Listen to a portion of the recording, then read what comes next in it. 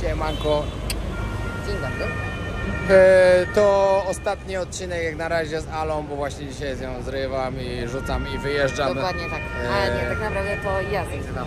Nie, to ja zrywam z nią i właśnie wyjeżdżam na tydzień.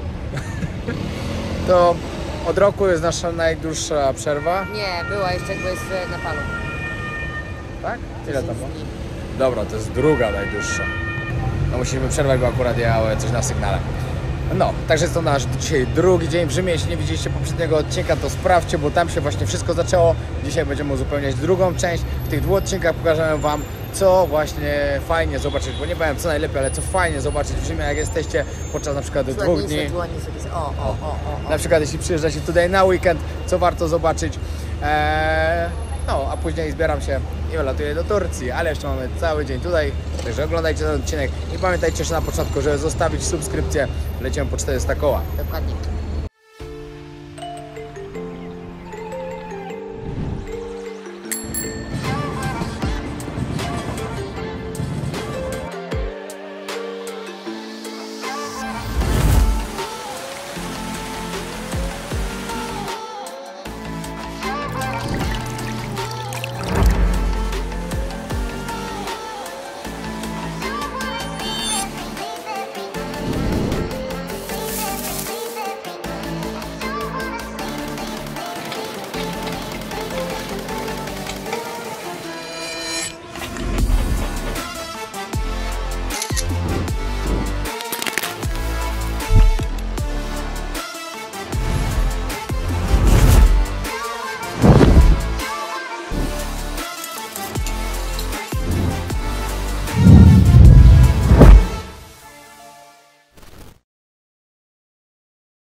O, tutaj możecie zobaczyć, co jeśli byście chcieli podróżować właśnie hop on, hop off.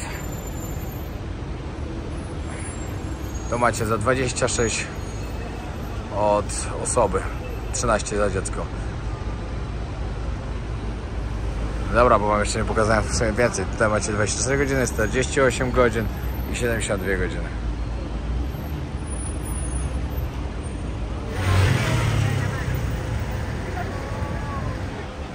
Tak, jesteśmy teraz na Piazza Colonia, a to jest...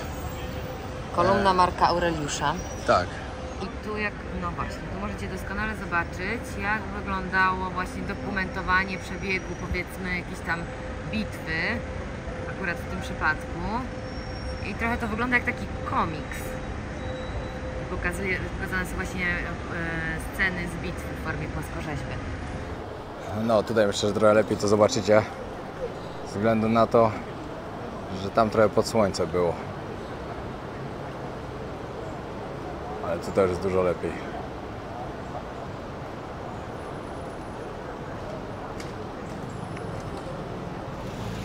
Ogólnie wam powiem tak. Zwiedzać Rzym to w 2 dni, w jeden dzień, no myślę, że bardzo ciężko, żeby wszystko zobaczyć, fajnie. W 2 dni myślę, że już spoks. Czekajcie, bo nie wiem, czy mam dobrze przypięty ten, czy mnie dobrze słychać. W 3 dni to w ogóle fajnie, na luzie.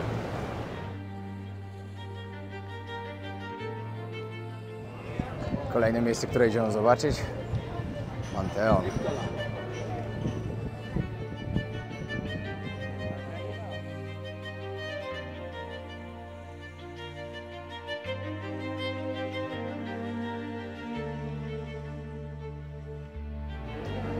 No i dobra.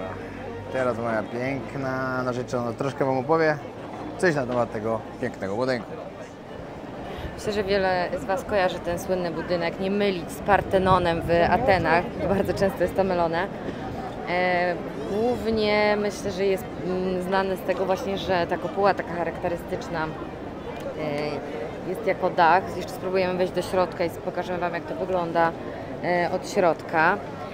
I w zasadzie ta kopuła to jest jedno z najlepiej zachowanych i takich największych zabytków architektury rzymskiej. Została zbudowana w roku chyba 125, ale przez cesarza Hadriana, ale wcześniej tu była jakaś świątynia, która była zbudowana w roku 27 przed naszą erą. I ona tak naprawdę powstała na miejscu świątyni, która już kiedyś wcześniej istniała, a w takiej formie no to właśnie w 125 roku. No dobra, spróbujemy wejść do środka teraz. Może coś więcej jeszcze.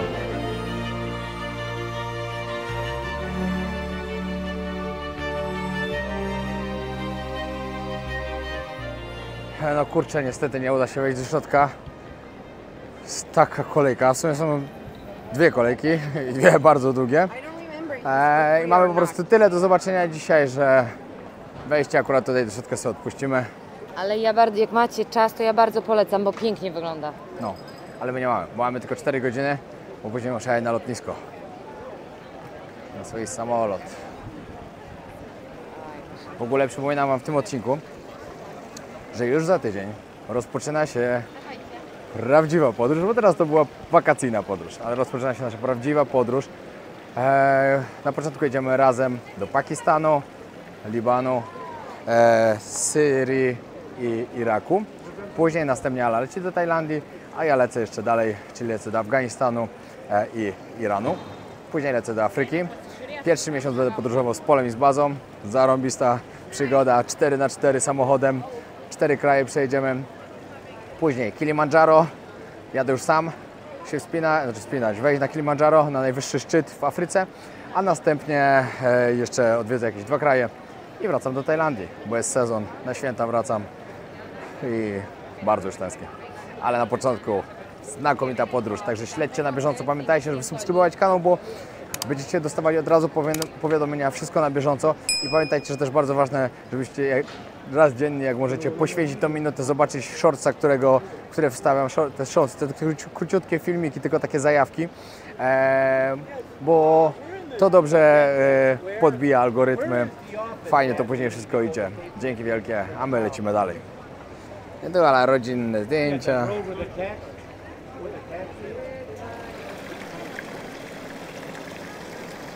Dziwne to. Ta fontanna się nazywa Fontanna Panteon. Po prostu.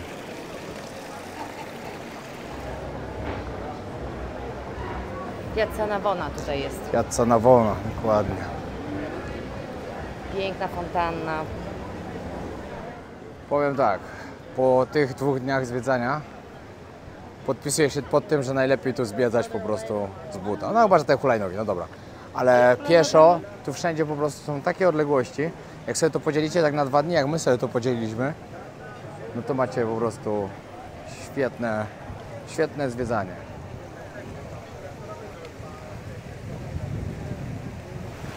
Słuchajcie, jako ciekawostkę Wam powiem, że ta fontanna 4 rzek występuje też w filmie Anioły i demony z Tomem Hanksem. Nie wiem, czy oglądaliście, bardzo fajny film, polecam. Ja też, nie oglądałem, ale polecam.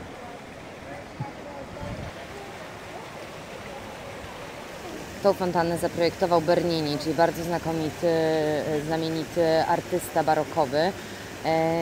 Możecie go też kojarzyć na przykład z tego, że zaprojektował Bazylikę Świętego Piotra oraz cały plac Świętego Piotra, więc naprawdę był na tamte czasy bardzo znanym twórcą i docenianym.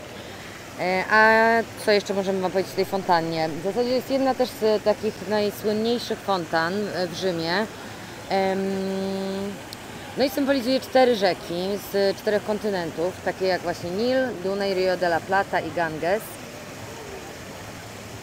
To powiedziałaś 3. Nil, Dunaj, Rio de la Dunaj Plata jeszcze, dobra, i dobra. Ganges. Dunaju 4 nie słyszałem, powiedziałam. dobra, Tak, dobra. tylko nie pamiętam dokładnie, który to jest, które trzeba by było się może dookoła przejść i przypatrzeć. No.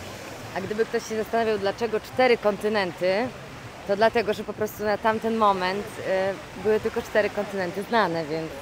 Tak, jeszcze więcej nie odkryli wtedy. A że ładnie wygląda, to zostawili. Co nie? Bardzo ładnie wygląda.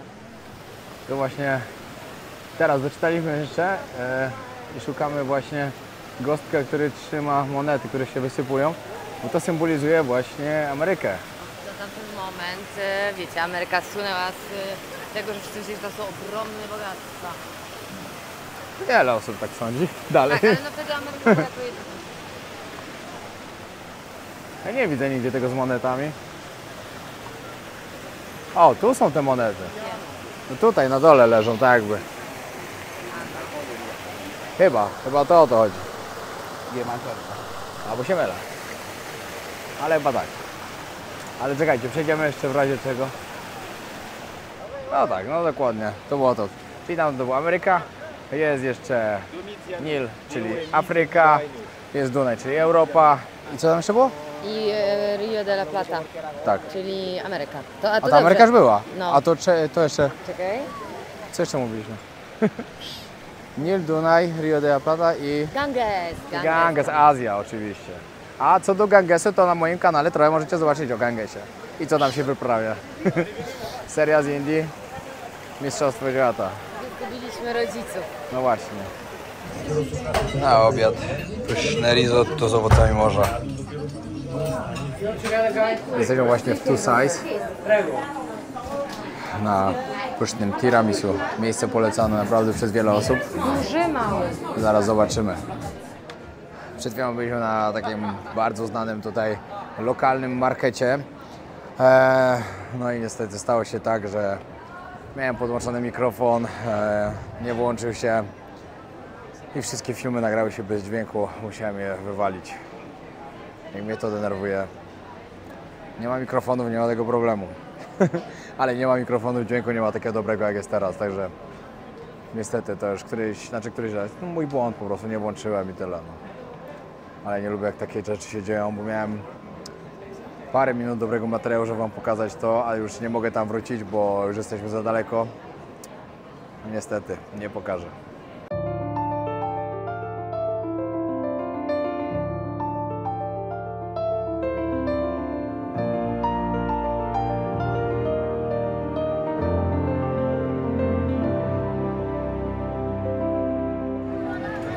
Czyli tak, przed nami jest Zamek Świętego Anioła, ale ta nazwa figuruje tak naprawdę od późniejszego czasu, bo pierwotnie to było mauzoleum Hadriana, czyli jednego z cesarzy. To chyba w 139 roku powstało. Czyli grobowiec, krótko mówiąc. I tutaj był pochowany Hadrian, jego członkowie jego rodziny, również jacyś tam następni cesarzowie. Następnie w czasach średniowiecza i renesansu papieże przemianowali ten budynek na więzienie. A teraz obecnie od 1933 roku znajduje się tutaj Muzeum Broni Średniowiecznej. Tak. Lepiej bym tego nie powiedział. Słuchajcie, może byście wiedzieli, czemu się w ogóle zmieniła nazwa z Mauzoleum Hadriana na Zamek Świętego Anioła. To podobno w VI wieku podczas zarazy ukazał się tutaj anioł i następnie epidemia ustała i na cześć tego wydarzenia po prostu zmieniono nazwę tego budynku na Zamek Świętego Anioła i tak już zostało do teraz. Bardzo prawdopodobne to jest. Też miałem parę razy tak, że coś widziałem. Anioła widziałeś? Coś widziałem, Anioła. a anioła nie, jeszcze ją bym go nie zobaczył. Ale widziałem niektóre dziwne rzeczy, a później okazało się, że ich naprawdę nie było. No w każdym razie epidemia się zakończyła i to jest dość istotne. Tak. Tam na szczycie jest oczywiście postać anioła z mieczem, ale to już pewnie widzieliście wcześniej. No i drodzy Państwo, właśnie musimy przekroczyć granicę. Jesteśmy w kolejnym kraju. W Watykanie. Dobra, musicie wiedzieć o tym, że jesteśmy tu w kolejnym państwie. Watykan to nie są Włochy. Jest 190, są dokładnie 193 kraje uznawane przez ONZ. Ja mam wpisane na swoim profilu 197, bo tak naprawdę jest ich 197 ze względu na to, że macie jeszcze właśnie Watykan, macie Palestynę, macie Kosowo i macie jeszcze Tajwan, czyli 197 krajów. Także jeśli ktoś był we Włoszech, odwiedzi Watykan, byliście w 2 krajach. No dobra, musicie wiedzieć o tym, że odwiedzając Watykan, odwiedzacie najmniejszy kraj na świecie, najmniejszy niepodległy kraj na świecie. Pod względem powierzchni i liczby ludności. Dokładnie, tu żyje tylko coś około 800 ludzi. 825 podobno. 820, no ale to powiedzmy coś około 800. I też nie wiadomo z kiedy te dane były dokładnie. 2019. No to mogło się to zmienić w ciągu 4 lat. Może mieszka 2 osoby więcej, albo mniej, albo nie wiem, nie wiadomo. No, prawdopodobnie będziemy wchodzić do środka. Nie wiem, czy to można nagrywać, czy nie. Wiadomo, nie zmienia tu dużo, bo jeśli nie można, to zrobić do stajniaka, jeśli można, to nie stajniaka. Tak, ale jakby bardzo ważnym miejscem też tutaj jest kaplica sykstyńska, którą na pewno wiele z Was kojarzy z takim obrazem, znaczy w zasadzie freskiem Michała Anioła. Tak, ale tam nie można nagrywać, ale podam tylko taką poradę, że warto jest kupić bilety wcześniej, bo wtedy nie stoi się bardzo długo w kolejce. Ja byłam w tych muzeach watykańskich i bardzo polecam, naprawdę mega warto, przepiękne wnętrza, zresztą no... Tak, ale jak ktoś z Was nie widział, to wyobraźcie sobie to. Nie to, ale to jest w ogóle zabawne, bo wszyscy myślą, znaczy ja na przykład też tak myślałam, że to jest w ogóle na całym suficie Kaplicy Sykstyńskiej, to jest tylko taki mini wycinek, malutki wycinek ogromnego, jakby tam jest mnóstwo innych jeszcze fresków i to jest tylko taki malutki wycinek. Ty byłeś tam? A byłeś tam? Nie, nie byłeś. Gdzie, tam w środku? Nie w środku, tylko Kaplicy Sykstyńskiej. A gdzie jest? No w muzeach tam. Tu w środku. Nie, Kaplica Sykstyńska jest tam. No nie wiem, może byłem, może nie. Nie wiem, w Watykanie byłem 2 razy już ogólnie. W środku byłem raz. No widziałeś ten fresk na żywo? No jasne. Nie wiem, nie pamiętam. No, dobra. Gdzie jest kolejka? Tam. Dobra, idziemy. Idziemy zobaczyć, jakie kolejki są. Czy nam się w ogóle uda wejść. Ale przy tej liczbie ludzi, co tu jest, to może być mała szansa. Oho. No wiedziałem. Kolejka jest większa niż cała liczba ludności w Watykanie.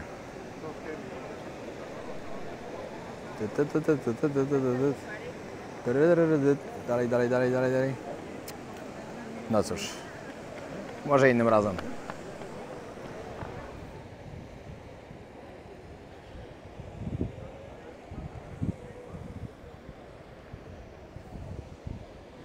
Właśnie Wam nie mówiłem jeszcze, tutaj macie dookoła 284 kolumny, te, które przed chwilą pokazywałem dookoła. Nie będę drugi raz jechał. A na środku znajduje się obelisk. Tak. Sprowadzony z Egiptu. Ten obelisk? Tak, z Egiptu.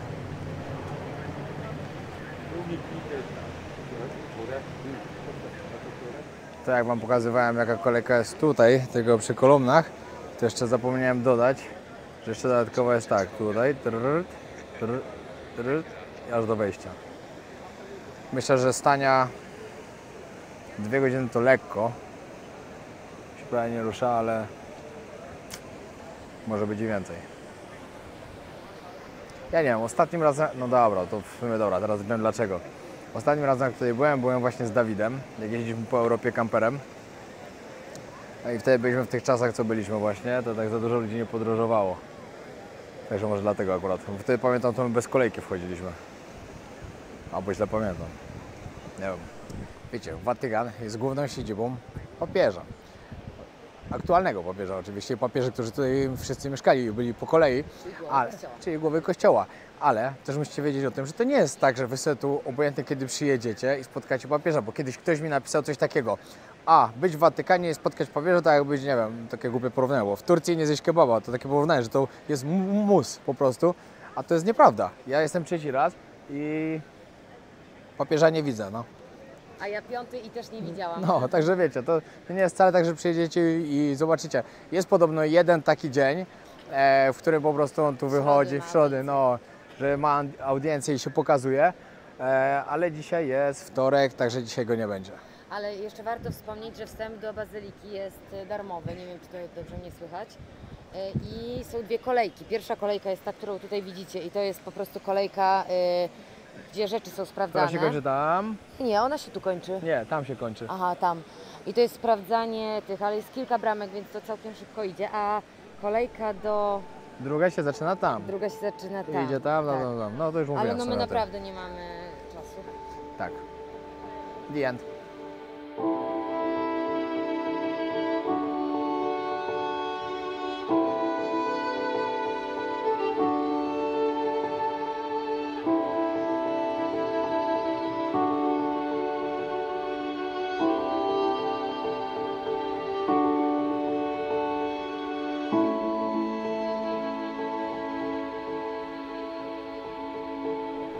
No i tak, żebyście wiedzieli, tu dookoła, na tych kolumnach, są posągi 140 świętych.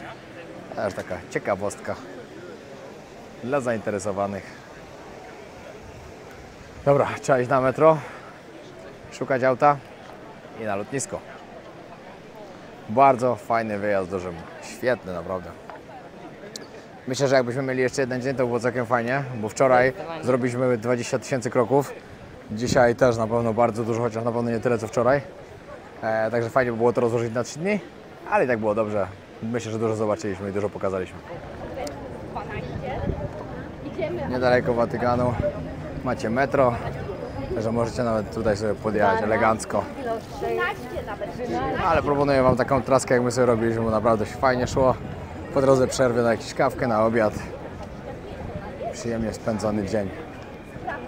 A, co do magnesów, bo właśnie teraz widzę, pamiętajcie, że są miejsca, gdzie możecie kupić sobie za euro, a widziałem już nawet najdrożej za 3, także nie kupujcie w pierwszym lepszym miejscu, tylko sobie poczekajcie, bo są bardzo duże różnice w cenie, a praktycznie te same magnesy. Trzeba kupić bilety na metro, przejazd w jedną stronę, w sumie to jest bilet na 100 minut, możecie kupić za euro 50. Tak wygląda bilecik.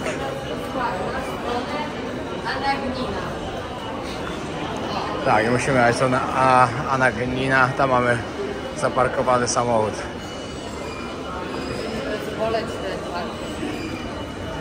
No jak tam przyjedziemy, to mam od razu polecę ten parking.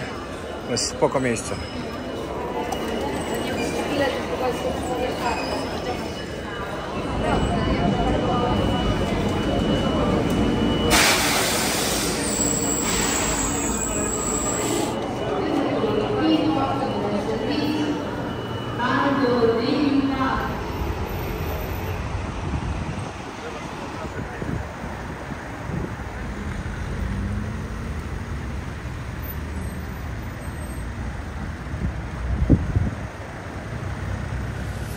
No i pożegnaliśmy się właśnie, odjeżdżają autkiem z Odkryje Auto, dziękuję bardzo, naprawdę auto nam się tak przydało. W sumie jak oni jadą do Polski, to zrobimy 10 000 kilometrów. Bardzo, bardzo dziękujemy jeszcze raz, bo samochody naprawdę się świetnie sprawdzają. No, na Wojownik 10 macie zniżkę 10%, także pamiętajcie. A ja teraz muszę znaleźć, gdzie mój odlot. Jest Stambuł, terminal 3. Okej. Takie lotniska to ja lubię i szanuję. Zero tracenia niepotrzebnie czasu. Szybko odprawa, szybko bagaż. Nic nie zatrzymują, nic im nie wychodzi jakieś głupoty, że tu, to. Sami na bramkę dajecie paszport, sami przechodzicie. To jest dobre. To jest dobre. Bo nieraz się tyle czasu traci, a dzisiaj nie mam czasu, bo mi została godzina, a jeszcze muszę zjeść, bo mam... Ile mam godzin? 3 godziny lotu, albo 4 chyba nawet. Nie wiem, ale daleko. Znaczy daleko jak daleko. No nie daleko, ale zjeść trzeba przed wylotem. O, możecie zobaczyć, jeśli śledzicie mnie na Instagramie, to właśnie wrzucam porównanie, jak było, a jak jest z tyłu. Jak mi przód uzupełnią, będzie świetnie. Ja oczywiście Was zachęcam do śledzenia mnie na Instagramie. Tutaj macie. Oczywiście podróżownika YouTube. Bo wszystko tam macie na bieżąco z podróży i nawet dużo więcej niż film. No czasem więcej, czasem mniej, ale macie fajne rzeczy na bieżąco, także warto śledzić inne social media jeszcze niż tylko właśnie YouTube. TikToka też mam. TikToka tak robię dla zabawy, ale coś tam zawsze idzie. No. Trzeba się zbierać. Już. Ja w ogóle jestem zwieszony. Lecę jednak 2:35. Nie 3 albo 4, tylko 2:35. Zapomniałem, że jest zmiana czasu. Normalna akcja. Wiecie, dawno nie podróżowałem samolotem. Miesiąc. Mogłem się pomylić. Put all your stuff away and check out for the day. There's no time to waste when it's 100 degrees. Burns under my feet. Won't you have a drink with